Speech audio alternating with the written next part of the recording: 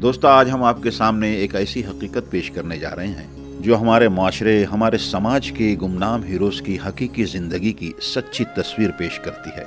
वो इमाम मस्जिद जो रोजाना 5 वक्त की नमाजों में इमामत जैसा अहम फरीजा अंजाम देते हैं। वो मौजिन जो अपनी पुरसोज आवाज में मोमिनीन को अल्लाह की तरफ बुलाते हैं। मगर अफसोस के मजहब इस्लाम के इतने बड़े मनसब पर बैठे ये खिदमत गुजार अक्सर बेहद कलील मुआवजे पर गुजारा करने पर मजबूर होते हैं। वो न सिर्फ अपनी ज़रूरियात पूरी करने की जद्दोजहद करते हैं, बल्कि अपने ख़ानदान की किफ़ालत भी इन्हीं महदूद वसाइल में पूरी करने पर मजबूर होते हैं। तो आइए सबसे पहले मिलते हैं मस्जिद अशफाक के इमाम हाफिज़ अल्लाह बख्श साहब से। मेरे वालिद साहब का मेरी उम्र 5 साल थी, उसी के बाद इंतकाल हो गया। यतीम खाने में तकरीबन 12 साल तकरीबन हासिल के तालीम। हाजी अब्दुल गफ्फार साहब के पोते अशफाक, इनका एक्सीडेंट में हादसा हो गया था गिरना डैम से आते वक्त। तो उसके बाद इन्होंने मस्जिद को तामीर किया। पूरा जंगल का इलाका था, हाईवे सामने नजर आता था यहाँ से बैठकर। फिर ये मस्जिद तामीर हुई। मस्जिद बनी हुई थी पतरे के शेड में। तो उस वक्त तनख्वाह कितनी मिलती थी आपको? पहली बात तो नमाजी नहीं थे, तो तनख्वाह ये थी कि 200 रुपये बेचारे प्लास्टिक कारखाने वालों से कर देते थे। अजीज अल गफ्फार और उस्मान सेठ प्लास्टिक वाले, ऐसे कुछ लोग अजीज भाई अनानास वाले हैं, तो ये प्लास्टिक वालों से लेकर 200 रुपये तनख्वाह देते थे। यह है मस्जिद अशफाक के मौजिन जाहिद अहमद। मैं पहले जो था बहुत आउट लाइन में था, मैं तो थोड़ा नशे वशे में भी रहता था। मैं थोड़ा अपन भी बुंडेड लाइफ से थे थोड़ा तो, लेकिन हाफिज साहब और जिम्मेदार लोग ने, बेचारे लोग ने, अल्लाह उनको सजाए खैर दे, वो लोग ने हमको संभाल के रखा और अभी तक चला रहे। नहीं तो अपन ऐसे ही कहीं चलने वाले भी नहीं है। 200 रुपये तनख्वाह वाला सिलसिला कितने साल चला था? ये तकरीबन 3-4 साल चला। फिर उसके बाद तनख्वाह बढ़ी 100 रुपया, फिर 300 हुआ। मौजिन साहब, आपकी तनख्वाह कितनी है? हमारे 2700 रुपये पगार है। इसके अलावा और कोई रोजगार? मेरा खीरी कलीजी का धंधा भी है।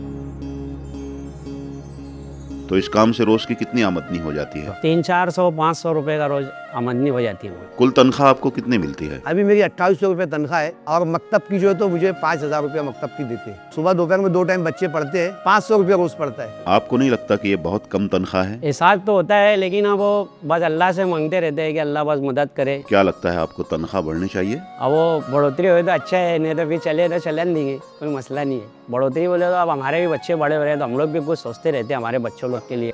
महंगाई भी बढ़ रही है अभी, जैसे हमारे भी, मेरी 2 लड़की है, तो बस हम लोग सोचते हैं कि यार हमारे भी बच्चों लोग का कुछ मुस्तकबिल अच्छा हो। तो इतनी कम तनख्वाह में गुजर बसर हो जाता है? अल्लाह का एहसान है, हो तो जाता है। अहलियान मोहल्ला के जो मुसल्लियान इकराम है, लोग गरीब है लेकिन अल्लाह ने इनको दिल बहुत बड़ा दिया है। मेरे 3 मरतबा ऑपरेशन हुए। अब जब तीसरा ऑपरेशन हुआ तो मेरा जो खर्च होता 25,000 रुपये, ये सब अहलियान मोहल्ला मुसल्लियान इकराम ने खामोशी से लोगों ने करके डॉक्टर की जो फीस थी पूरी अदा कर दी। जिस भाई ने आपको साइकिल तोहफे में दी थी उनके बारे में बताइए। ये मस्जिद अशफाक के एक मुसल्ली है सादिक भाई, लेकिन अल्हम्दुलिल्लाह उन्होंने एक मरतबा साइकिल फिट की है, लाकर साइकिल भी दे दी और बिल भी दे दी कि इस्तेमाल करो, ये लो आपके लिए। अरे उनकी साइकिल इतनी कटारा थी ना कि वो अपनों को शर्म आती थी। तो बिल्कुल नई साइकिल दिए थे आपने? हाँ, नवी पेट करके दिया था। मैं इमाम साहब को बोला भी नहीं था, मैं डायरेक्ट उनको घर पे लेके जाके दिया था। जबकि इमाम साहब मेरे को जूनी साइकिल दे रहे थे उनकी कि ये बेच डालो, में जैसा मेरा भंगार का धंधा है। मैं बोला नहीं इमाम साहब, ये भी रहने दो। तो ये खाली एक मोहब्बत थी इमाम साहब से। हाँ, वो तोहफा था, वो हदिया था। तो मैं इस्लामपुरी में जाकर उसको रेडियम से लिखा है कि इमाम साहब को हदिया। हालांकि उनकी नहीं ख्वाहिश थी, कई लोगों ने इतराज़ किया। मैं बोला नहीं, ये मेरे लिखने की वजह से तो दूसरे इमाम को भी जो तो हदिया नजराना लोग देंगे, क्या वो मस्जिद के इमाम साहब को हदिया दिएगा और किनारे के इलाके के अंदर। इमाम साहब का उम्रा जाने का वाक़या भी बड़ा दिलचस्प है, आइए सुनते हैं। उम्रा के लिए मेरी बहुत ख्वाहिश थी और दिली तड़प थी। तो अल्हम्दुलिल्लाह मैं, हमारे अकबर भाई है, अकबर सेठ बोलते, तो उनके पास मैं हर साल 10,000 रुपया रखता था और ये बोलकर मस्जिद में कि मेरी उम्र की नियत है। तो मेरे पास जितने भी रकम होंगी, 50,000 हो, 40,000 हो, 60,000, 70, आप 1 लाख देना, आपकी जो जायद रकम है मैं आपको लौटा दूंगा। ये पैसा जमा होने में कितने साल लगे थे? लगभग 2017 से जमा हो रहा था, तो 2024 में वो 70,000 रुपया पूरा हुआ। तो अब तक के कितना कर्ज अदा कर चुके इमाम साहब? वो 30,000 रुपया था, तो इस साल जो है 10,000 रुपया मुझे दिया उन्होंने, और बाकी भी कहा है कि मैं आपको दे दूंगा। वो कौन कौन साथी है जिन्होंने उम्रा जाने में आपकी मदद की थी? दाऊद भाई, इनकी ट्राली है, हमाली करते 25-30 साल से, और हमारे इसाक भाई लूम चलाते, पावर लूम, ये, और हमारे मोहसिन साहब। आपने क्या सोचकर इमाम साहब की मदद की थी? हमने तो नेकी समझ के दिए थे। इनकी एक आदत बहुत अच्छी लगी थी। काफ़ी दिन से जब से मैं यहाँ नमाज़ पढ़ रहा हूँ, आज तक कोई नमाज कज़ा नहीं हुई। ये आदत बहुत अच्छी लगी। तो ये सोचे मैंने, सब पैसा खर्चा करना यही सही है। और आपने क्या सोचकर मदद की? पहले इनको ये बोला था कि हाफिज जी, तुम्हारे पास अगर पैसे नहीं जम रहे ना, मेरा बिस्सी का नंबर है, तुम ले लो, आने के बाद मुझे देना। फिर मैंने ये सोचा कि मतलब इनकी कंडीशन तो ऐसी है, ये अकेले कमाने वाले हैं, घर चलाएंगे कि कर्जा देंगे। वो वजह से हम बैठ के ना 4 जन बैठे थे, एक बिस्सी डालते अपन चारों मिलके, ये बिस्सी का नंबर जब भी उठेगा इमाम साहब को अपन उम्रा करा देंगे। अपनी नीयत सवाब की है, अल्लाह ताला उनके नेक से हो सकता अपनों को बुला ले। तो ये लोगों ने इनके हिसाब से 1 लाख रुपया मुझे दिया। फिर अकबर सेठ से जो मेरा वादा था 1 लाख का, उन्होंने 1 लाख रुपया दिया। मेरे एक दोस्त से 50,000 रुपया लेकर मास्टर टूर से फिर हम लोग 4 लोगों का इंतज़ाम हो गया। शब बारात मदीना में हुई, ये अल्लाह का एहसान हो गया। उम्रा जाते वक्त इमाम साहब से क्या कहा था आपने? मैंने बोला था इमाम साहब को, इमाम साहब दुआ करना, मेरी घर वाली बहुत बीमार रहती, उनके लिए दुआ करना, और घर में मुसीबत भी बहुत आती। तो इस नेकी से कुछ हासिल भी हुआ? बस ये जब से गए हैं ना, मेरी घर की मुसीबत भी दूर हो गई और बीमारी भी दूर हो गई, और हर मुश्किल जो आने वाली रहती है वो पहले ही टल जाती। हफ्तेवारी कितना चंदा जमा हो जाता है? हर जुमा को 1200-1300 होता है, और बस्ती में भी मैं चंदा कर लेता हूँ 900, 950, 1000 रुपये तक हो जाते हैं। तो ऐसे कुल मिला के अगर कभी चंदा देंगे तो 2500 रुपये ऐसे हो जाते हैं।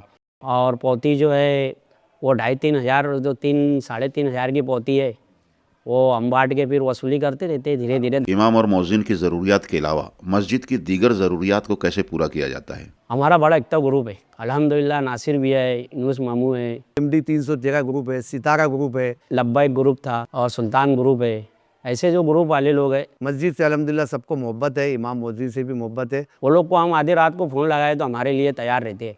और हमारे जो जिम्मेदार है दाऊद हाजी है, और बिगर जो बस्ती के जो बड़े बड़े जो जिम्मेदार है हमारे आसिफ है प्लास्टिक वाले, अगर कोई हमारा कुछ सुन लिए दुख बीमारी का तो हमारे लिए वो फ़ौरन खड़े रहते हैं। गुरबा के ताउन से ही मस्जिद की तामीर हुई है। मस्जिद के बाजू का भी प्लाट लिया गया। मस्जिद की एक मिल्कियत में 7.5 लाख रुपए का मकान भी है। सुना है मरहूम ज़ैनू मेंबर साहब का भी बड़ा ताउन रहा करता था। वो हमेशा हमारी मस्जिद के लिए और इधर जितने मस्जिदें हैं उनके लिए वो दिल खोल के मस्जिदें के लिए काम करते।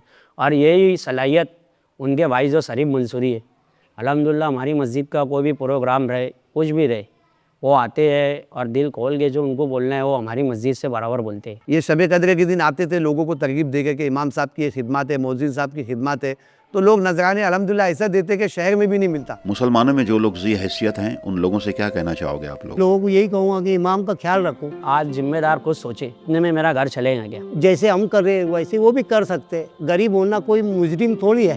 थैली उड़ाए और कभी बाजार लाने जाए तो 2000 क्या चीज़ है ये किसको सबको समझता है। हम भी 4 हुए थे, 4 में से 1 कम हो गया, भाई चलो कोई मसला नहीं है उसका, गरीब होगी। बड़े बड़े सेठ लोग जो है वो इमाम मुअज्जिन पे कभी ध्यान नहीं देते। 300-400 रुपये पगार है। मैं तो इमाम साहब को कई बार बोला कि तुम बच्चे ज़्यादा से ज़्यादा जमा करो, उसकी तनख्वाह रख लो। गरीब जो मुअज्जिन जो रहते हैं ये जिम्मेदारों लोग का काम है, नहीं कुछ भी तो उनके हिसाब से जो देना है पगार के अलावा वो दे सके। मैं भी ये चाहता कि जो बेचारे इमाम खस्ता हाल में इमामत करते, कम तनख्वाह के अंदर करते, तो उसमें यही है कि मालदारों से भी मेरी गुजारिश और अपील ये है कि अइम्मा किराम मौज़िन हज़रात का ख्याल भी रखे। क्लब वाले, अदारे वाले, या ऐसे ही इमाम का ख्याल रखे जो अशफाक मस्जिद के मुसल्लियान रखते। पूरे भारत देश में न जाने ऐसे कितने मौज़िन व इमाम हैं जो बहुत ही कलील मुआवजे पर गुजारा करने पर मजबूर हैं। तो क्या इन लोगों के मुतालिक उन ज़ी हैसियत मुसलमानों का कोई फ़र्ज़ नहीं बनता जिन्हें अल्लाह ने बेपनाह दौलत से नवाजा है? सोचिए और गौर कीजिए।